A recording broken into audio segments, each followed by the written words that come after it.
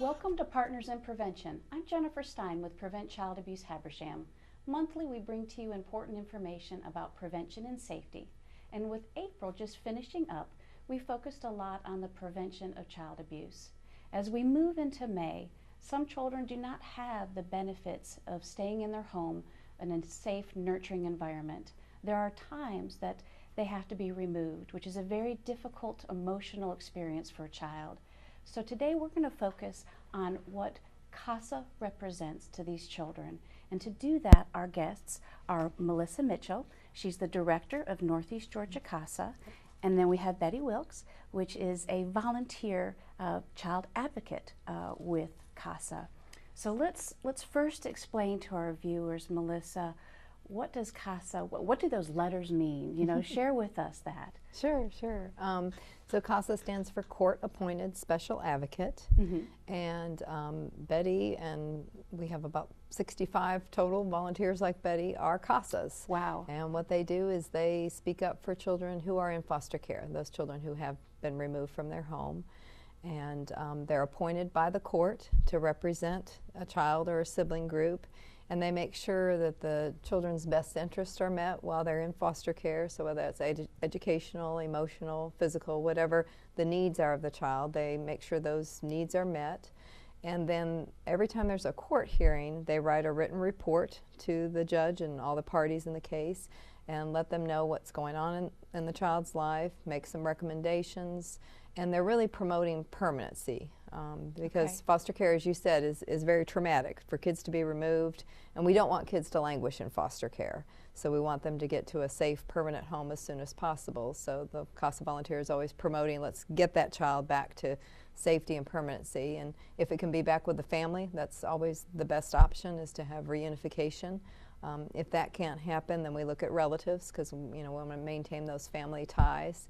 If that's not possible, then that's when we look at the termination of the parental rights and adoption for the children. Very good. I want to say one of the taglines for CASA is, I am the child, or I am for the child. I am for the child, yeah. I am for the child. Right. So truly you're that vulnerable individual's voice. You're building that relationship with them because they've been removed from the home. These children have faced either neglect, physical or sexual abuse. Would that be correct? Would that be accurate as far as that? So It is. Most of them have experienced neglect. A lot of times physical or sexual abuse doesn't become known until a child's been in a home, a foster home, where they feel safe and disclose something. So the majority of cases that come in, where the children come into foster care, it's because of neglect. Okay. And so there again, the emotions that they're going through and things like that, it's a trying time for them. And so this is this individual now. I think some of the statistic I read was that the average time that a child is in foster care, sometimes they move 3 times to different homes. Is that correct? Certainly they do often move, unfortunately. Okay. So I don't know honestly what the average is, but yes, that would not surprise me that that is the average based on. However, if Betty was assigned to a child, Betty would always be with that child. Right. So you are that consistent force, that person that's building that relationship. Yes. So, And that's one of the reasons I became a CASA, to be able to help a child in a difficult circumstance. And in a lot of cases, they really are the victim of a situation or circumstance that they didn't cause. So they're very vulnerable. They may feel abandoned. They probably love their parents and miss their home, even if they were mistreated or saw some domestic violence in the home or drug use by the parents. right. So it's good to be able to be the voice for the child and a stabilizing factor, to know that they have a friend through the child welfare system who's going to stand beside them Certainly. and advocate for them and be a stabilizing factor, hopefully. Wonderful. They may have to change foster homes or schools, but the CASA is going to be a constant adult who cares in their Wonderful. life. And you can make a difference in a child's life. That's one reason I became a Casa volunteer. Very good. In other volunteer experiences, I felt like I was helping an organization to be more effective in serving people. Okay. But actually with Casa, I feel like the organization helps me to serve the individual. So I have a one-on-one relationship with the child and with the family. And it feels very fulfilling to be able to directly help a child and see progress, to see changes, and hopefully to see a happy ending at the end of the child welfare case. What a gorgeous picture to paint. Now, Northeast Georgia Casa, what are some of the counties that you're serving? You're not just, I don't know what they call it, Mountain Judicial Circuit, but you're bigger than that. We are. We have 2 judicial circuits. So we have the Mountain Circuit, which is Stevens, Rabun, and Habersham counties. And then we also have what's called the Northern Judicial Circuit. That's Elbert, Franklin, Hart, Madison, Oglethorpe counties. Okay. So it's a large, broad area to cover for sure. Right. Now, with that, on an average, how many children are you serving? At any given time, we serve about 150 children, and in a year's time, we serve about 270 children, and that's out of all those 8 counties. But annually, there are about 300 children in that 8-county area that are in foster care. So we're always in need of more volunteers like Betty. And now, what would how many children might one volunteer support? Well, it's certainly always their choice because they are a volunteer, and once you're assigned, it's to usually a sibling group, so however many children are in the family. So usually, probably the average is 2 cases. 2 children. Yeah, or 2, 2 families. 2 families, okay. Yeah. That could be multiple children. Right. So that's good. So you would be assigned the family, all the children in that family. Right. And so being able to communicate and help support them, because a lot of times they're not placed in the same home, siblings. Sometimes that's true, yeah, unfortunately. But, although I know that DFACS really tries hard to place them together because that's important for the children. So, but not always. Very good. This you said 300 children last year. What is the need for volunteers? Well, we actually are doing a big push over the next year to recruit more volunteers. We've had about 65 active, for the last several years. But really, we've found that in order to serve all those children in our area, we need about 80 volunteers. So we need about 15 more than what we have on an average basis, and that takes a lot to recruit that many more. Yes. So that's where the need is there. We serve so that's about 85%, 87% of the kids are what we're serving right now. Okay. But we want to close that gap. Very good. So, well, when we get back from these messages, we're going to talk a little bit more about what it takes to become a Casa volunteer. We'll be right back. Now you can watch movies, sports, news, and more on all of your internet-ready devices. Windstream cable customers can view up to 50-plus channels on their laptops, smartphones, and tablets with Watch TV Everywhere. It's easy, and for Windstream cable customers, it's free. Visit WatchTVEverywhere.com to register. Then the programs you enjoy are just a click away on your favorite devices. Watch TV Everywhere. Another way Windstream says thank you for being our customer. Welcome back to Partners in Prevention. I'm Jennifer Stein with Prevent Child Abuse Habersham, and with May being Foster Parent Appreciation Month, we have Northeast Georgia Casa here. Melissa Mitchell is the director. She's been there for 10 years. And then we have Betty Wilkes as a volunteer, a Casa volunteer. She's been volunteering for over a year. And before break, we honed in a little bit on the critical need to always replenish this pool of volunteers to help support these children. Right. What qualifications are you looking for in a volunteer?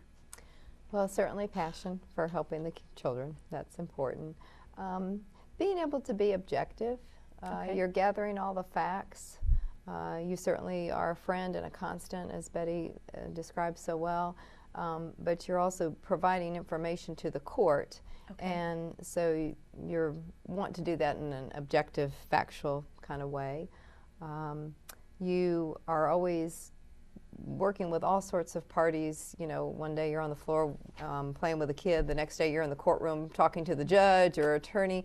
So I think generally good communication skills and just comfort in moving across those levels, working with people from all walks of life and that sort of thing is important too. Our only requirement requires no, particular education or background. You just have to be 21 years of age, have those qualities, and be able to pass background and reference checks. Certainly. So now with that, you had mentioned that, Betty typically has a couple families at a time. That can vary per volunteer. So truly it's what works for their schedule. Do they need to be available during the business day? Is it okay if they're only available in the evening? There is some time that needs to be during the regular workday, business Okay. day, and that would be, of course, court hearings, being able to attend those, and then going to DFACS to review the case file. Other things, visiting the child in their foster home, talking with the parents or meeting with them, that can certainly be done in the evening and on the weekends. So we do have a lot of retirees that do this, and certainly that helps. But we do have folks that work, and there are some programs that, Casa programs that have the majority of their folks Okay. work.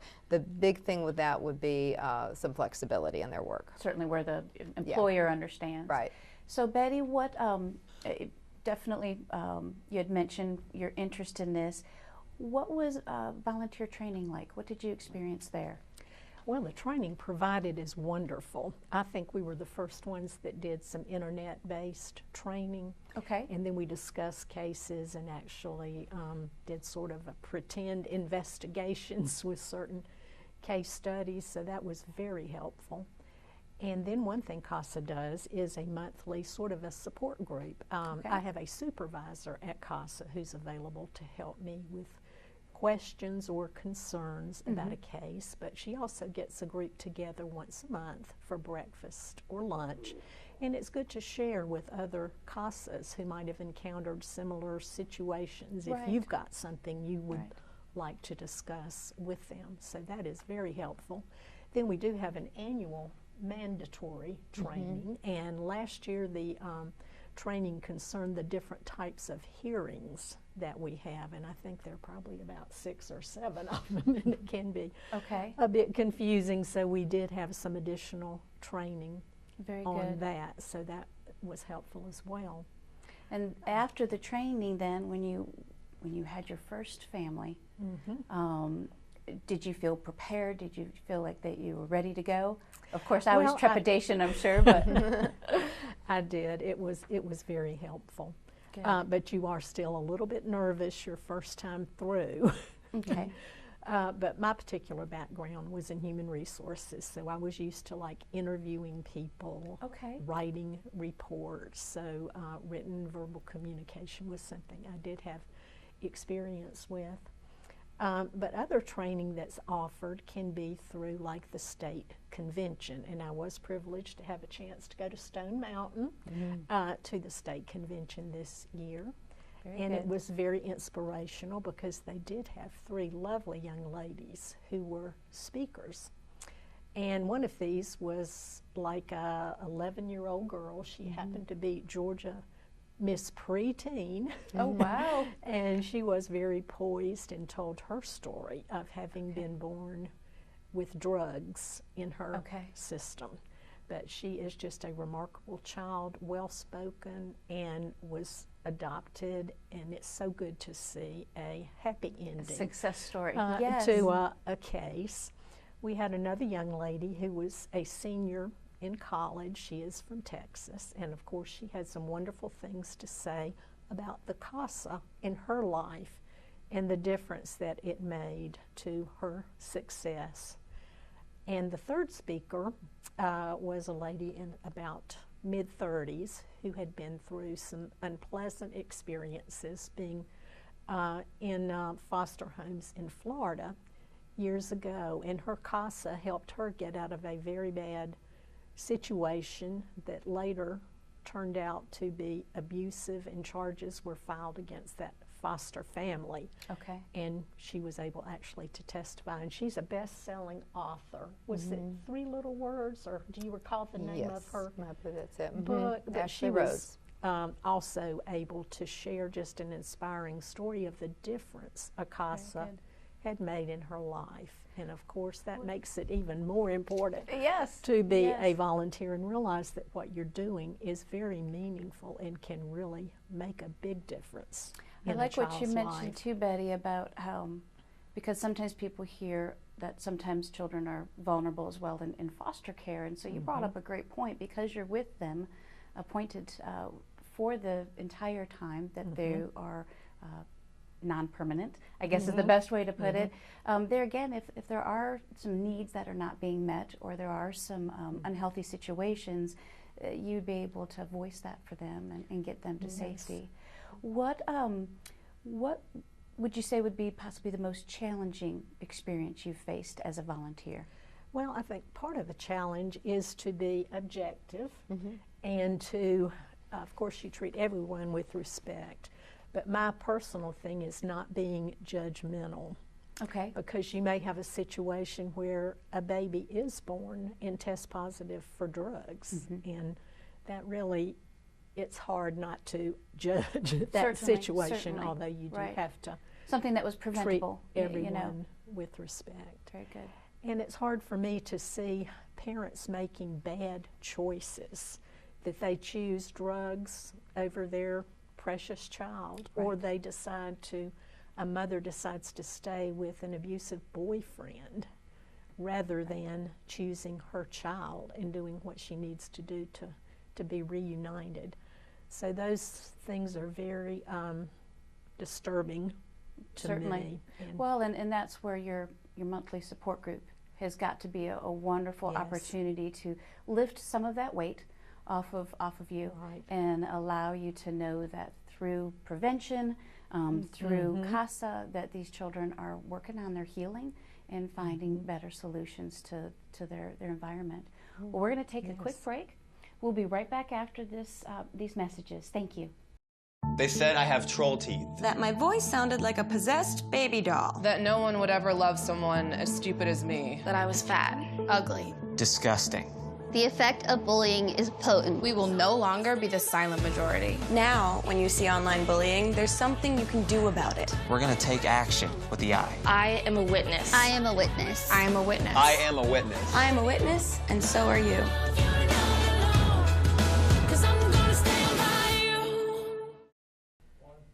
Welcome back to Partners in Prevention. With it being May and Foster Parent Appreciation Month, we have guests to this month, Northeast Georgia Casa. We've been talking about the importance of being a volunteer and getting involved. Melissa, talk to us a little bit about being a foster parent and how important they are to this whole reunification process. Yeah, well, they're critical. They're key, and we need foster parents. I mean, they are with the child 24/7. They really help the child through the trauma that they've been through, and most of the foster parents we work with are absolute saints. We think they're just great, and when people come to our program and express interest in being a Casa volunteer, of course we want them, but if they think they can do something even more intensive like being a foster parent, we say go do that, because that is harder, and but definitely a need for it. Certainly, and I know that there's many a times where we can't keep our children locally. They're Yes. having to go outside of the county. Right. That makes it harder to serve the children, Right. harder to bring the families together for their visitation, and then of course harder to bring them back together. Exactly. So very good, and yes, they're very special people. With people that are listening today, if they want to learn more about being a volunteer and kind of that next step, what would we say to them, Melissa? Well, definitely call us. Okay. And what would that number be? It's 706-886-1098. Okay. And the office is in Toccoa. Okay. So if you need to dial 1 before.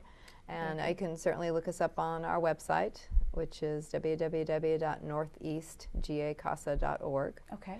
And our email, the primary email address for the office is necasa@windstream.net. Very good. And so then they could come and meet with you. Is there an orientation, or is it more that they just come and meet with you or talk with you via the phone and just kind of learn more particulars? Yes, well, first, if they call or we email back and forth, we give them some information, make sure that, you know, what Casa is involved, that this is really what they want to do. Right. Send them an application, schedule an interview, because we do like to meet face-to-face with Certainly. folks, and we want to make sure it's a good fit, so we go through the interview process, and then the training starts, and it's 30 hours in the classroom and 10 hours of courtroom observation. Okay. And then, of course, we do the checks and everything, and the reference and background checks. Very good. And Betty, you had mentioned that you were part of a new online classroom experience. So that has to be helpful for those that wouldn't want to miss work for that, and they could possibly do some segments at home in the evening. Would that be correct? Yes. Okay. Okay. Very good. Very helpful. What I know that to help support your organization, besides being a volunteer, of course, it costs money to keep these things going. What any certain events that are coming up that somebody could get involved with in another way to support? Oh, yes. We have our golf tournament that we have every year, and it's right here in Habersham County. It's at the Orchard. It's on May 24th this year. It's a tee-off for Casa. Okay. So we always are looking for people to be sponsors or players in the tournament. And as you said, we are a 501c3. We're a nonprofit. So whether it's being part of the golf tournament or just being a donor, we would love that.